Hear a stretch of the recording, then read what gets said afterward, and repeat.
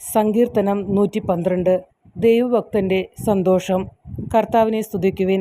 കർത്താവിനെ ഭയപ്പെടുകയും അവിടുത്തെ കൽപ്പനകളിൽ ആനന്ദിക്കുകയും ചെയ്യുന്നവൻ ഭാഗ്യവാൻ.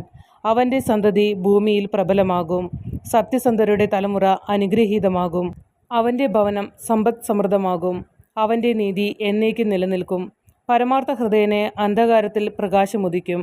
അവൻ ഉദാരനും കാരുണ്യവാനും നീതിനിഷ്ഠനുമാണ്. ഉദാരമായി വായ്പ കൊടുക്കുകയും നീതിയോടെ വ്യാപരിക്കുകയും ചെയ്യുന്നവനെ നന്മ കൈവരും.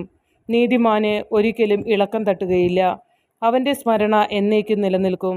ദുർവാർത്തകളെ അവൻ ഭയപ്പെടുകയില്ല. അവൻ്റെ ഹൃദയം അചഞ്ചലവും കർത്താവിൽ ആശ്രയിക്കുന്നതുമാണ്. അവൻ്റെ ഹൃദയം ദൃഢതയുള്ളതായിരിക്കും. അവൻ ഭയപ്പെടുകയില്ല. അവൻ ശത്രുക്കളുടെ പരാജയം കാണും. അവൻ ദരിദ്രർക്ക് ഉദാരമായി ദാനം ചെയ്യുന്നു. അവൻ്റെ നീതി എന്നേക്കും നിലനിൽക്കുന്നു. അവൻ അഭിമാനത്തോടെ ശിരസ്സുയർത്തി നിൽക്കും. ദുഷ്ടൻ അതുകണ്ട് കോപിക്കുന്നു, പല്ലിറുമുന്നു.